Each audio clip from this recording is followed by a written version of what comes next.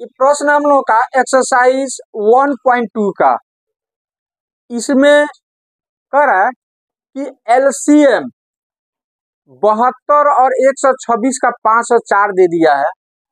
तो एचसीएफ, हाँ यहाँ पर एचसीएफ तो कह रहा है कि एलसीएम जो है 72 126 का 504 है, तो एचसीएफ कितना होगा उसका, ये चीज निकाले।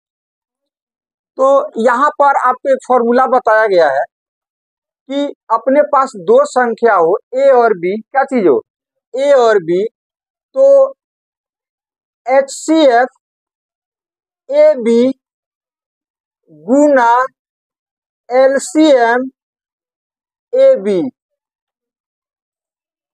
बराबर हो जाएगा ए गुने बी, ए गुना बी, जहां ए पहली संख्या है और बी क्या चीज है, दूसरी संख्या है। एक तो तरीका ये हो गया बनाने का। दूसरा तरीका ये है कि आप इसको डायरेक्ट ऐसे भी लिख सकते हो, एक पहला हो गया, ये दूसरा हो जाएगा कि एचसीएफ गुना एलसीएम बराबर हो जाएगा पहली संख्या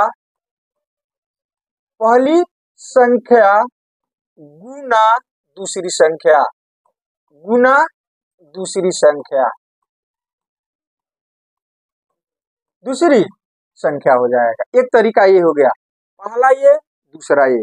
अब दोनों तरीका से जिससे आपको अच्छा लगे, बन सके, उसे आप बनाइए। लेकिन कोशिश कीजिएगा कि कुछ तरीका जो होता है ना, और जो सामने वाले को प्रभावित करता है, उस तरीका को हम अपनाएं। कुछ इतना ना आसान तरीका ढूंढ लो कि सामने वाले को इम्प्रेस नहीं कर पाए, तो भी वो तरीका को अच्छा नहीं माना जाता है, क्योंकि सामने वाले से हमको नंबर लेना है, और नंबर लेने के लिए उसको घूस देना पड़ेगा। घूस का मतलब अपने लिखावट से, तौर तरीका से उसको प्रभावित करना पड़ेगा। कि घूस वहां पर जाकर दीजिएगा बोर्ड में, कौन कॉपी चेक कर रहा है, नहीं दीजिएगा। कौन जाएगा, आपका लिखावट जाएगा, वहां पर लिखने का तौर तरीका जाएगा, नहीं। तो यही उसके पास जो है ना, हमारा घूस यही पहुंचना चाहिए। तो इसलिए सिर्फ आंसर लिख देने से सामने वाला प्रभावित नहीं होता है, इसके लिए तरीका होना चाहिए, लिखने का सिस्टम, तौर तरीका, ये सब जो है ना बिल्कुल साफ सुथरा होना चाहिए। तो चलो ध्यान देखो, कौन सा तरीका अपना, ये वाला कि ये वाला। अच्छा चलो, जो भी तरीका अपनाएंगे। अब ये चीज याद रखना कि यदि हम एचसीएफ पूछे ना, तो एलसीएम इधर जाकर के भाग हो जाएगा। तो एचसीएफ बराबर क्या होगा, पहली संख्या गुने दूसरी संख्या बट्टा एलसीएम। यदि एलसीएम पूछता है ना, तो एचसीएफ जाकर के भाग हो जाएगा। तो यदि हमसे एलसीएम पूछता है तो क्या लिखेंगे, पहली संख्या गुने दूसरी संख्या बट्टा एचसीएफ। एलसीएम पूछे तो एचसीएफ भाग हो जाएगा, क्या होगा भाग।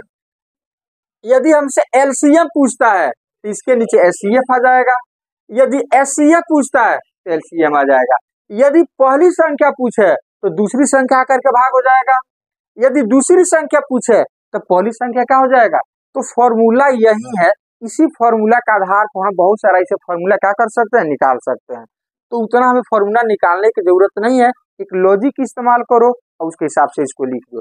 जैसे यहाँ पर देखो, पहली संख्या कौन हो गया और दूसरी संख्या, इसका एलसीएम 504 दे दिया है। तो क्यों ना हम पहली संख्या को ए मान लें और दूसरी संख्या को बी मान लें। तो ये वाला फॉर्मूला हम यूज कर लेंगे, नहीं कर लेंगे। तो चलो लिखते हैं यहाँ पर सॉल्यूशन में, या डायरेक्ट ये वाला फॉर्मूला यूज करो, कौन सा यूज करें, कौन सा अच्छा लग रहा है। चलो हम यही यूज करते हैं, जिनको जरूरत रहेगा अपने इस फॉर्मूला से अपना बना लेना, ठीक है। क्योंकि बहुत ऐसे विद्यार्थी हैं जिनको थोड़ा सा कंफ्यूज करता है, ये बी नहीं, इसी फॉर्मूला से बना लें। तो ध्यान देखो, सबसे पहले आपको लिखना क्या है, गिवन, क्या आपको निकालना है। तो लिखेंगे हम, दिया है गिवन एलसीएम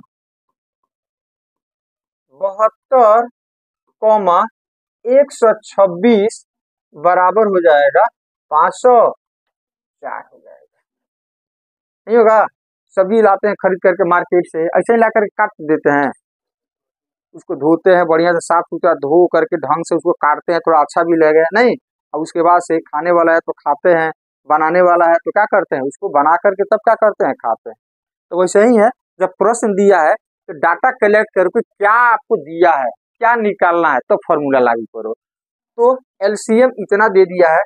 अच्छा, तो ये पहली संख्या हो गया, ये दूसरी संख्या, तो यहाँ पे लिख दो, पहली संख्या क्योंकि सर जी कहीं बिजी होंगे तो कहेंगे पहली संख्या कौन है, इसमें लिख देंगे जल्दी से उनको पता चल जाएगा, तो चेक करने में उनको क्या हो जाएगा, आसान हो जाएगा। दूसरी संख्या, दूसरी संख्या 126 हो जाएगा। हमें निकालना क्या है, हमें निकालना क्या है, एचसीएफ निकालना है।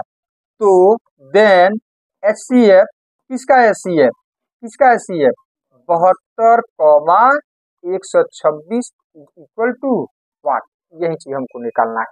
तो अभी क्या बताएं आपको, एचसीएफ निकालना है, तो पहली संख्या गुने दूसरी संख्या बटा एलसीएम, तो हमें निकालना एचसीएफ, तो लिखेंगे यहाँ पर, इसलिए एचसीएफ किसका, एचसीएफ किसका, एचसीएफ इसी का ना, तो यहाँ पे लिखेंगे 72,126 बराबर सूत्र लिखेंगे, पहली संख्या गुना दूसरी संख्या गुना दूसरी संख्या बटा एलसीएम, किसका एलसीएम बाबू, 72 और 126 का, ये सब लिखना जरूरी है। चलो मान बैठा, अब क्या दिक्कत है, तो पहली संख्या अपना कितना है, सब यहाँ पर हमने नोट किया है, 72 गुना 126, एलसीएम कितना है 600, 504 है, 504 है। तो देखो 100% ये जो चीजें जो दिया जाता है ना, ये पूर्ण मतलब के भीन में नहीं आता, एक इंटीजर पूर्णांक में आएगा, आ रहा समझ ना, तो निश्चित है कि सब कट करके कुछ एक संख्या ही आएगा, ठीक है। तो 126 से 4 बार भी कट जाएगा, नहीं 4 से कट जाएगा 18 बार, 18 चौके बहुत, देखना ना हमारा पहाड़ा थोड़ा सा, ठीक है ना, चलो तो यही हो जाएगा आपका एचसीएफ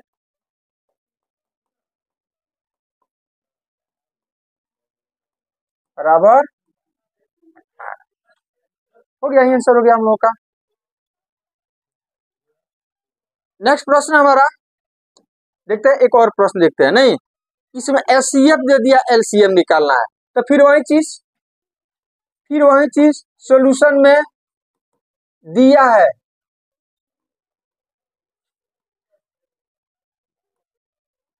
क्या दिया है, एचसीएफ गिवन है 306,657, यदि कुछ कंफ्यूजन होगा तो इसमें क्लियर हो जाना चाहिए, बराबर कितना 9 दे दिया है। अच्छा ये पहली संख्या दे दिया है, पहली संख्या बराबर कितना 306 दे दिया है, दूसरी संख्या बराबर 657 दे दिया है। तो हमें एलसीएम निकालना है, तो एलसीएम 306,657, अब डायरेक्ट हम फॉर्मूला लिखते हैं, यही चीज हमको निकालना है, तो बराबर हो जाएगा पहली संख्या, एलसीएम निकालना तो बटा एचसीएफ हो जाएगा, तो पहली संख्या, अब वहीं ए लिख देते ना, तो पहली संख्या लिखने की जरूरत, डायरेक्ट लिखते ए गुने B upon HCF, A B मान बैठा देते, आसान हो जाता। तो पहली संख्या गुना दूसरी संख्या बटा एलसीएम निकाल रहे हैं, यहाँ पर क्या होगा एचसीएफ होगा, क्या होगा एचसीएफ किसका 306,657 होगा। चलो मान रखते हैं, पहली संख्या कितना है 306, दूसरी संख्या कितना है 657 बट्टा 9 हो जाएगा, तो 9 से ये भी कट जाएगा, 9 से भी कट जाएगा, 9 से काटने का क्या रूल होता है, जोड़ करके देख, जैसे 3 में होता है ना विभाज्यता के नियम, वैसे ही 9 में भी होता है कि अंकों को जोड़ दो और जोड़ने के बाद जो संख्या आएगा वो 9 से अधिक कट जाएगा, तो ये भी 9 से क्या हो जाएगा, कट जाएगा, तो 6 5 11, 11 7 18, 9 के टेबल में है, इसका मतलब कि ये 9 से क्या हो जाएगा, कट जाएगा, ये भी 6 3 और ये भी कट जाएगा। तो चलो ये बड़ा है ना, तो जीरो वाला गुना करना थोड़ा सा आसान होता है, तो इसको हम काट देते हैं, तो 9 7 9 7 63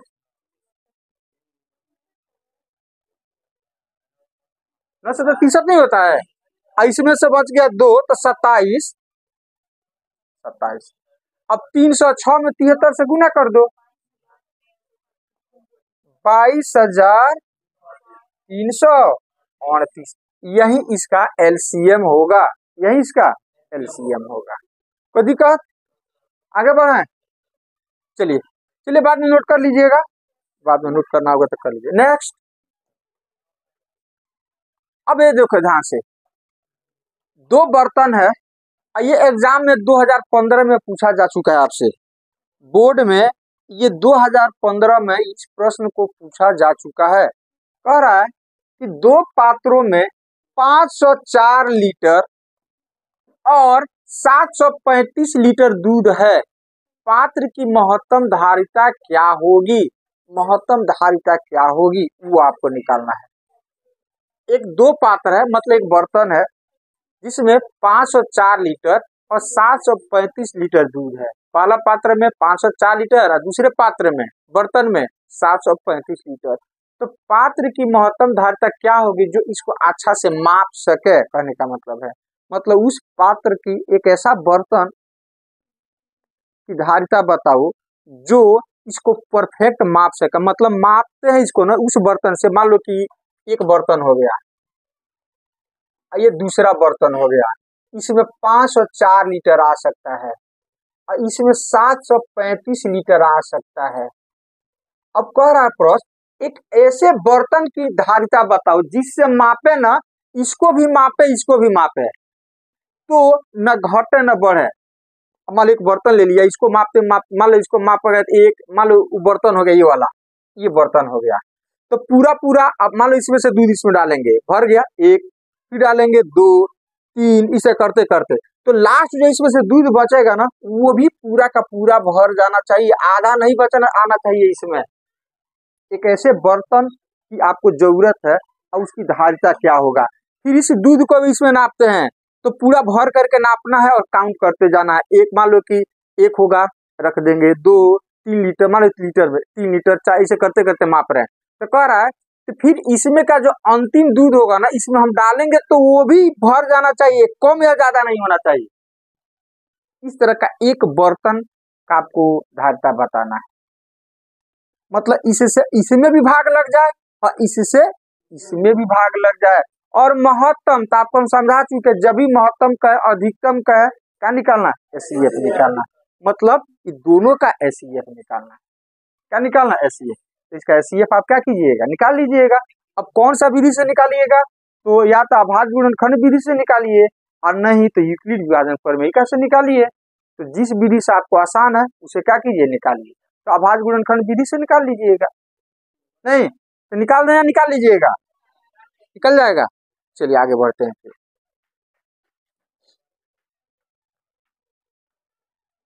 कह रहा है 2 संख्याओं का मौसा 2020 में पूछा हुआ है। 2 संख्याओं का मौसा जो है ना 23 है, मतलब तथा उनका लसा जो है ना 1449 है। यदि एक संख्या उनमें से 161 है ना, तो दूसरी संख्या ज्ञात करें। अब क्या गिवन है, आराम से चीजों को लिखो, क्या दिया है उस चीज को आप लिखो।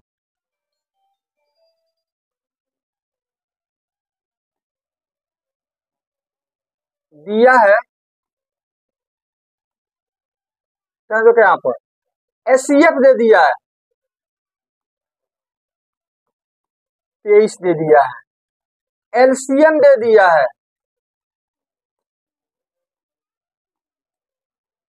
कितना, अच्छा पहली संख्या दे दिया है,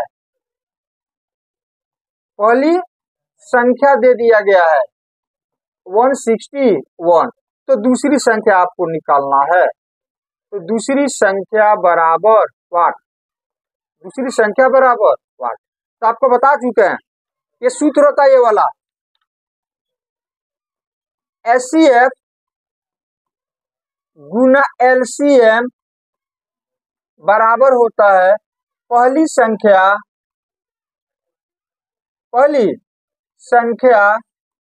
गुना दूसरी संख्या, दूसरी। अब जिसका जिसका मान आपको पता है ना रख दो। एचसीएफ कितना पता है आपको, यहाँ पर 23 रख दो।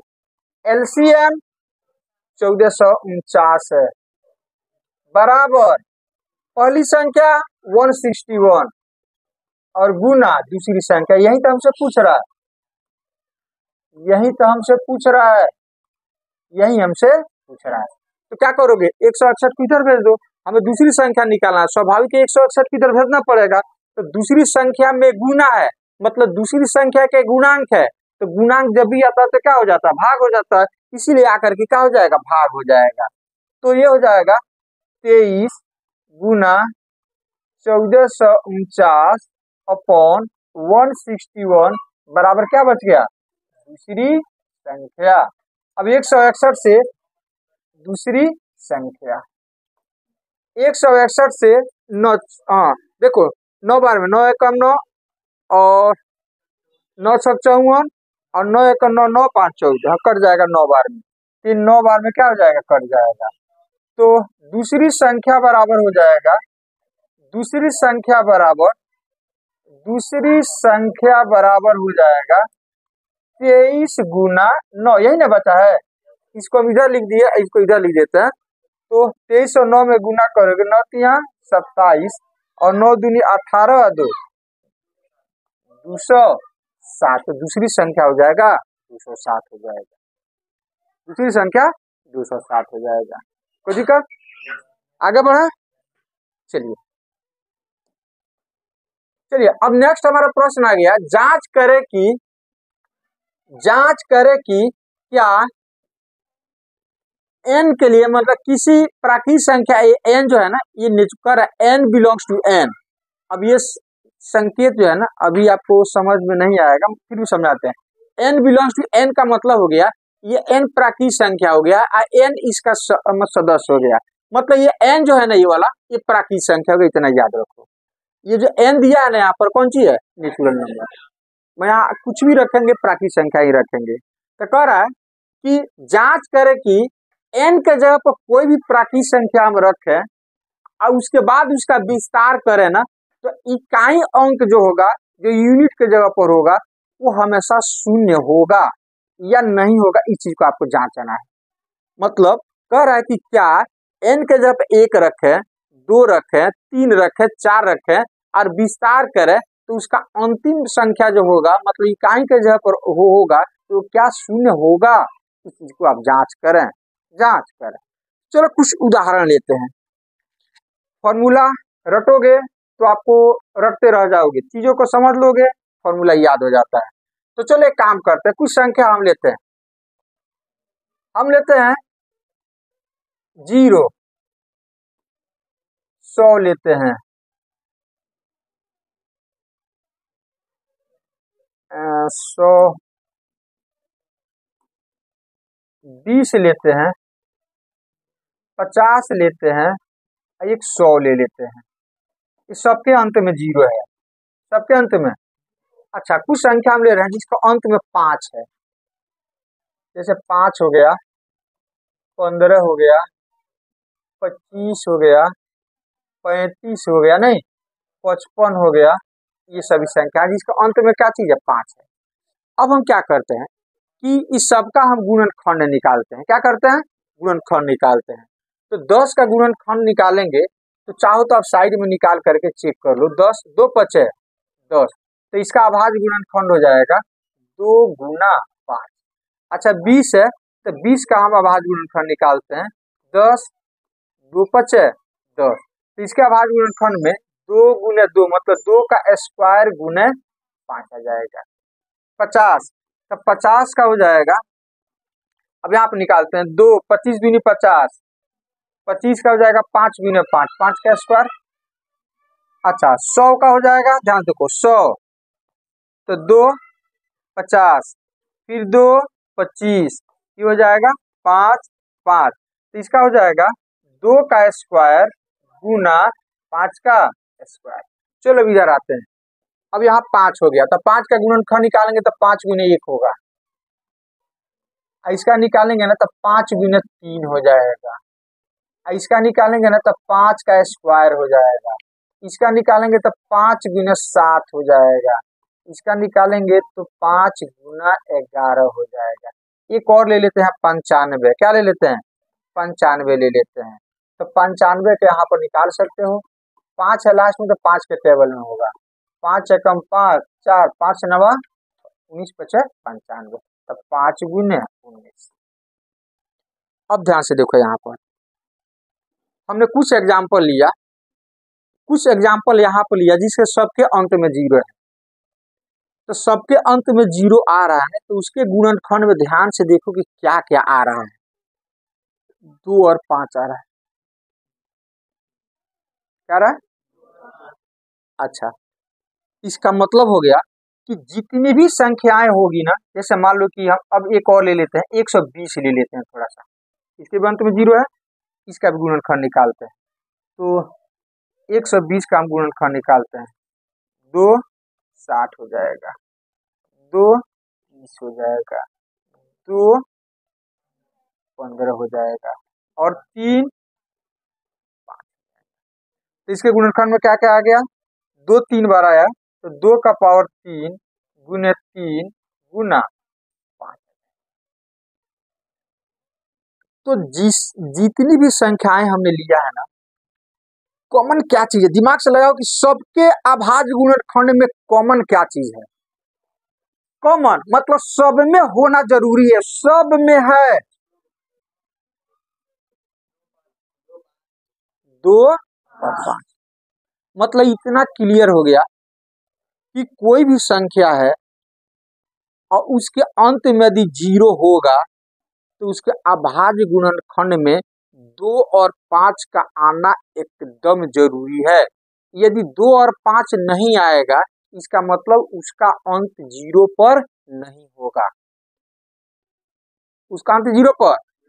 देखो यहाँ पर हमने लिया है ना, कुछ एग्जाम्पल लिया जिसका अंत में कौन सी है 0 है, तो जिसके भी अंत में 0 है ना उसके अभाज्य गुणनखंड में कुछ चीजें हमको कॉमन मिल रहा है। क्या मिल रहा है, कुछ चीजें हमें क्या मिल रहा है, कॉमन मिला। क्या कॉमन मिल रहा है, देखो 2 5 इसमें भी है, 2 5 इसमें भी है, 2 5 इसमें भी है, 2 5 इसमें भी है, 2 5 भले ही 3 आए लास्ट में 7 अब अलग चीज है, लेकिन 2 और 5 का रहना कौन सी है।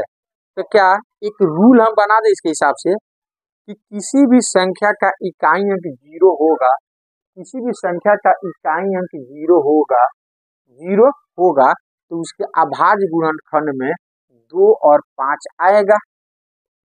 वो आना कौन सी है। अब आपसे कोई पूछे कि चलो बताओ इसका यहाँ पर 1 रखे 2 रखे कुछ भी रखे है कि नहीं, तो क्या इसका अंत 0 पर हो सकता है। तो तुम कहोगे, तुम तो रूल जान गए हो, इसका 1 रखे 2 रखे इसका विस्तार करे तो उसका अंतिम संख्या 0 तभी होता है जब उसके अभाज्य गुणनखंड में 2 और 5 आ जाए, 2 और 5 आ जाए। तो हम क्या करेंगे, इसका अभाज्य गुणनखंड निकाल देंगे, पता चल जाएगा। यदि 2 और 5 आ गया तो हम कहेंगे कि हाँ भाई इसका 1 2 कुछ भी रखोगे ना तो 0 आएगा। यदि 2 5 नहीं आया तो हम कहेंगे कुछ भी रख लो 0 नहीं आएगा। 0 आने के लिए क्या जरूरी है कि उसके अभाज्य गुणनखंड में 2 भी आए और 5 भी आए, मतलब उसका अभाज्य गुणनखंड 2 गुने 5 का रूप का हो। किस रूप का हो, 2 गुने 5 का रूप का। और यहाँ पर ध्यान से देखो, किसी संख्या, तो यहाँ पे एक रूल हो गया हमारा कि यदि किसी संख्या का इकाई अंक, किसी संख्या का इकाई अंक, संख्या का इकाई अंक 0 पर, 0 पर समाप्त होगा, 0 पर समाप्त होगा यदि उसके अभाज्य गुणनखंड या उसका अभाज्य गुणनखंड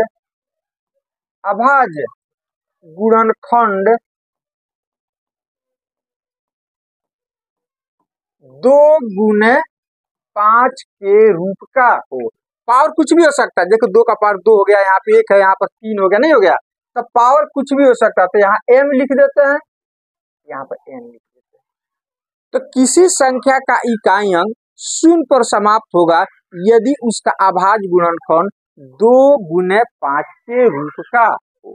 5 के रूप का, तो ये रूल एक हो गया, एक ये क्या हो गया, एक रूल हो गया। अब आपको राटा मारने की जरूरत है। अब कोई कहता है चलो बता दो 105 के जब पावर 1 रखे, 2 रखे, 3 रखे, इसका विस्तार करे तो क्या इसका इकाई अंक शून्य होगा? तो फटाफट क्या करोगे, गुणनखंड निकालोगे, इसका अभाज्य गुणनखंड निकाल दोगे। अभाज्य गुणनखंड क्या करोगे, निकालोगे। जैसे 105 हो गया तो लास्ट में 5 है तो 5 के टेबल में है, 5 दूनी 10। अब ये 3 के टेबल में है तो इसका अभाज्य गुणनखंड क्या आ गया, 5 गुने 3 गुने 7। तो तुम कहोगे नहीं, यहाँ पर कुछ भी रख लो, 1 रखो, 2 रखो, विस्तार करोगे तो इसका इकाई अंक शून्य, मतलब अंतिम संख्या शून्य नहीं है। क्यों? क्योंकि इसका अभाज्य गुणनखंड में 5 तो है लेकिन 2 गुने 5 का रूप का नहीं है, 2 गुने 5 का रूप का। एक रूल हो गया ये कि किसी संख्या का इकाई अंक शून्य पर समाप्त कब होता है, जब उसके अभाज्य गुणनखंड 2 गुने 5 के रूप, 2 भी होना चाहिए, 5 भी होना चाहिए। पावर कुछ भी हो सकता है, कोई भी धनात्मक पूर्णांक हो सकता है। अच्छा, अब इकाई अंक 5 पर समाप्त होने के लिए क्या जरूरी है? अब ध्यान से देखो, ये भी प्रश्न कर सकता है कि किसी संख्या का यहाँ पर n के जगह पर कुछ भी रखें तो क्या उसका इकाई अंक 5 पर समाप्त हो सकता है? तो 5 वाला देखो, सबका अंत में 5 है, तो 5 वाले जिस इकाई अंक जिसका 5 है और उसका हमने गुणनखंड निकालता, क्या इसमें कॉमन है? देखो तो ध्यान से, 5 सब में है लेकिन कभी 1 आ रहा है, कभी इसके इसके गुणनखंड में कभी 1 आ रहा है, कभी 3 आ जा रहा है, कभी 7, कभी 11, कभी 19, लेकिन 2 कभी भी नहीं आ रहा है। अरे 2 आ जाएगा तो फिर 0 हो जाएगा, लास्ट में क्या हो जाएगा?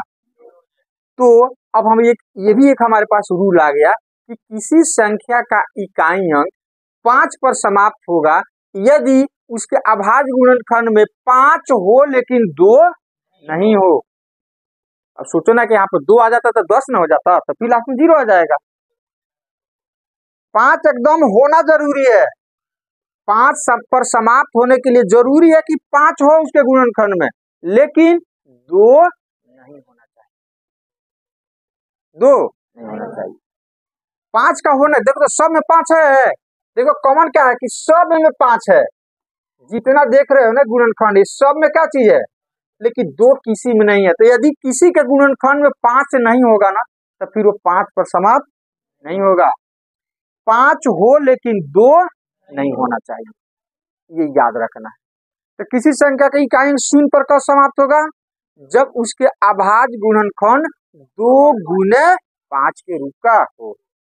और किसी संख्या का इकाई अंक 5 पर कब समाप्त होगा, जब उसका अभाज्य गुणनखंड में 5 हो परंतु 2 नहीं हो। 5 हो 2 नहीं, और शून्य पर 2 भी हो 5 भी हो, पावर कोई भी धनात्मक पूर्णांक हो सकता है। अब बताओ इसको रट्टा मारोगे कि अब चीज याद हो गया, याद हो गया ना कि किसी संख्या का इकाई अंक शून्य पर समाप्त होगा, इसके लिए उसके अभाज्य गुणनखंड में क्या शामिल होना चाहिए, 2 भी शामिल हो और 5 भी शामिल हो। और किसी संख्या की इकाई अंक 5 पर समाप्त होगा, इसके लिए क्या जरूरी है, उसके इकाई अंक 5 पर समाप्त, 5 हो लेकिन 2। तो इसी रूल पर इसको हम हल करने वाले हैं, विस्तार कर करके हम लोग नहीं बनाएंगे, विस्तार करके हम लोग नहीं बनाएंगे। आ समझ में? तो चलिए एक तो बनाते हैं प्रश्न हम लोग, इसी को आगे बढ़ाते हैं। 15 का पार है ना, तो हम क्या करेंगे, इसको सबसे पहले ए मान लेंगे। क्या मान लेंगे, ए। तो चलो सबसे पहले हम यहाँ पे इसको मान लेंगे ए।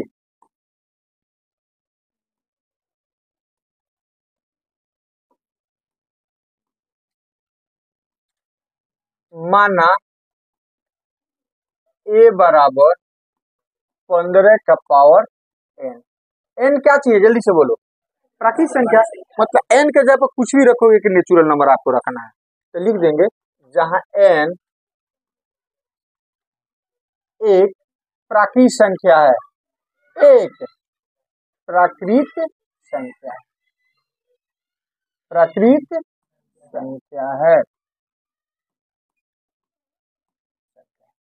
तो चलो अब क्या करो, क्या बताएं कि यदि इसका इकाई अंक शून्य पर समाप्त होगा कि नहीं ना जाता है, तो इसका क्या करेंगे, गुणनखंड निकालेंगे, तभी ना हमको पता चलेगा कि इसके गुणनखंड में क्या आना चाहिए, 2 गुना 5 आना चाहिए, बाकी कुछ भी आए। तो चलो इसका गुणनखंड निकालो, तो 15 का गुणनखंड अलग से निकालने की जरूरत नहीं है, इसको हम डायरेक्ट लिख सकते हैं 3 गुना 5। तो देखो तो 3 गुना 5 आ गया, और जबकि आना क्या चाहिए था, इसका मतलब इसका इकाई अंक शून्य पर समाप्त नहीं होगा, लेकिन चीज को लिखना पड़ेगा ना, तो यहाँ पे लिखेंगे, क्योंकि किसी संख्या का इकाई अंक, किसी संख्या का इकाई अंक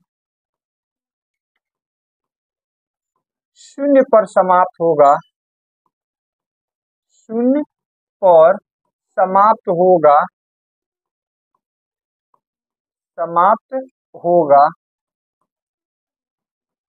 यदि उसके अभाज्य गुणनखंड, चाहे उसका अभाज्य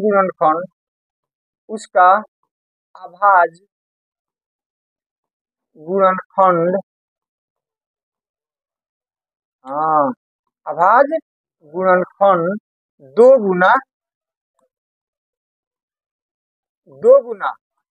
5, अब पावर कुछ भी हो सकता है, तो m और n लिख देते हैं, 2 गुना 5 का रूप का 2,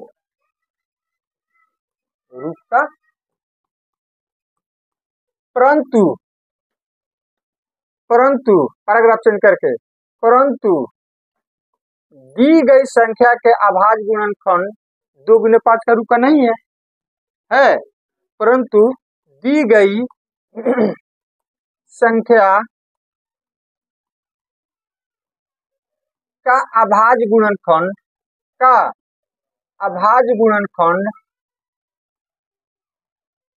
2 गुना 5 के रूप का नहीं, 5 के रूप का नहीं है, 5 का रूप का नहीं है, इसको इधर ला दो,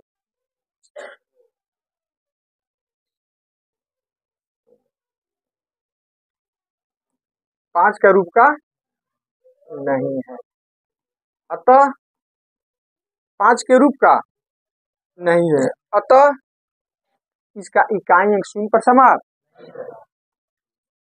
अतः इसका इकाई अंक शून्य पर समाप्त, इकाई अंक शून्य पर समाप्त नहीं होगा,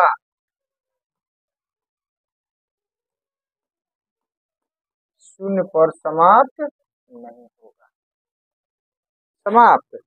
नहीं होगा। जहाँ m और n क्या चीज है, कोई भी धनात्मक पूर्णांक हो सकता है, जहाँ m और n धनात्मक पूर्णांक, धनात्मक का मतलब माइनस में नहीं होगा, मतलब नेचुरल नंबर, प्राकृतिक संख्या होगा,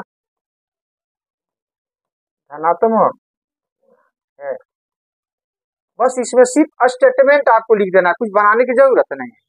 गुणनखंड निकालेंगे, यदि 2 गुना 5 का रहेगा तो लिखेंगे किसी संख्या की इकाई शून्य पर समाप्त होगा जिसका अभाज्य गुणनखंड 2 गुना 5 का रूप हो, यदि है तो लिखेंगे है इसलिए शून्य पर समाप्त होगा, और नहीं है तो लिखेंगे 2 गुना 5 के रूप का नहीं है, इसीलिए इसका इकाई शून्य पर समाप्त नहीं।